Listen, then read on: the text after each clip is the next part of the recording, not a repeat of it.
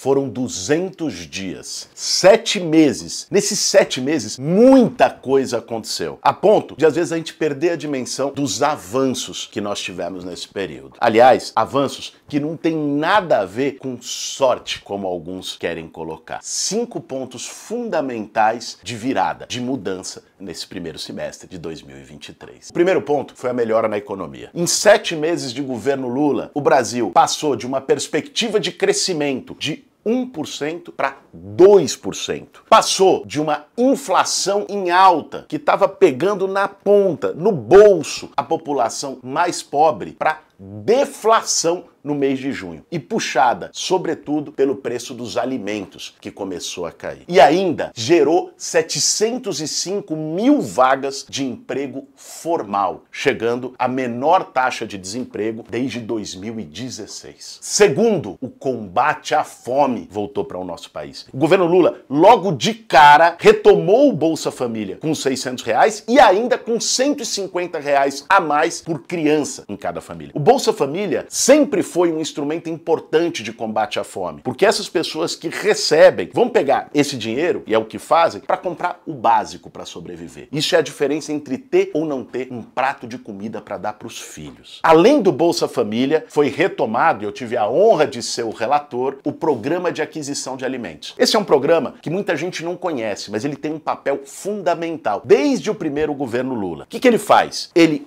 compra alimentos do pequeno agricultor familiar, aquele que muitas vezes não tem nem como vender. Acaba vendendo para o grande produtor a um preço mais baixo porque ele não tem como botar no mercado os seus produtos. O Programa de Aquisição de Alimentos compra desse pequeno produtor e faz com que esse alimento chegue nas regiões mais pobres do país, nas periferias urbanas, nos interiores. Terceiro, moradia. O presidente Lula cumpriu o compromisso de campanha e retomou logo em fevereiro o programa Minha Casa Minha Vida. E não só fez como era antes, retomou com novidades e avanços. Eu fui o vice-presidente da comissão mista da medida provisória do Minha Casa Minha Vida. E nesses debates nós conseguimos incluir pontos fundamentais, como por exemplo, o estímulo à construção de moradias populares em regiões melhores, onde tem mais infraestrutura, mais serviços públicos, como o estímulo a uma construção com tecnologias verdes e sustentáveis, a energia solar, ou ainda a priorização para a entrada no Minha Casa Minha Vida da população em situação de rua, de mulheres vítimas de violência, das pessoas que vivem em áreas de risco, de quem mais precisa. O presidente Lula também anunciou uma faixa do Minha Casa Minha Vida para ajudar a classe média, muitas vezes sufocada em dívidas, a ter a sua casa própria. O programa voltou melhor e mais completo, e no dia que entreguei a chave pro seu Francisco, ele me deu um abraço e falou: ô Boulos, eu tenho 70 anos e essa é a primeira casa que eu recebo na minha vida. Que me impactou, a gente continuou com o evento, entregou a chave, depois eu fui procurar, ele estava perto do palco, eu procurei ele, eu falei: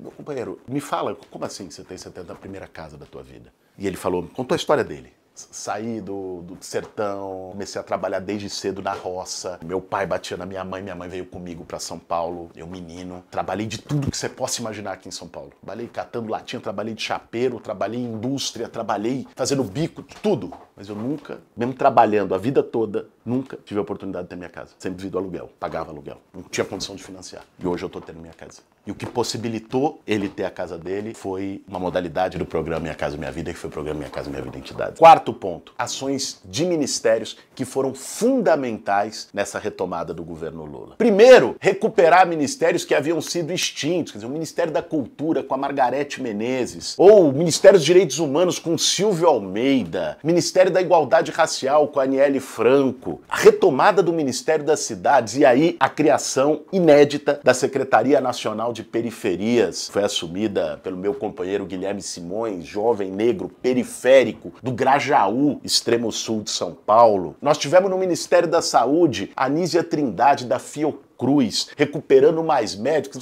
Quem que tinha antes era Pazuello, eram os caras negacionistas que não acreditavam em vacina. Você tem um outro ambiente no governo. O Ministério da Saúde atuava contra a saúde, o Ministério dos Direitos Humanos com a Damares atuava contra os direitos humanos, e todos eles. Ana Moser no Ministério do Esporte, retomando políticas de esporte. A Sônia Guajajara com o Ministério Inédito dos Povos Originários, fazendo uma reparação histórica, a maneira como atuou na crise Yanomami. Nós temos um outro governo sinalizando para um outro país. E o quinto ponto é o meio ambiente. Nós temos agora, em primeiro lugar, um presidente da República que coloca isso como pauta essencial, que foi lá em Paris e falou grosso com os países ricos, colocando a responsabilidade deles na crise do aquecimento global, mas ao mesmo tempo assumindo as nossas responsabilidades de redução de emissões de carbono, de meta de desmatamento zero, e não ficou só na meta. Aliás, nós tivemos no primeiro semestre uma redução de mais de 30% no desmatamento da Amazônia. Preciso destacar aqui também o papel importantíssimo da ministra Marina Silva, que é uma referência na pauta ambiental. Nesse semestre foram avanços importantes, mas é só o começo. Próximo semestre e o ano que vem nos colocam ainda muitos outros desafios. E esses são só alguns exemplos dos desafios que nos esperam por um país mais justo e sem desigualdades.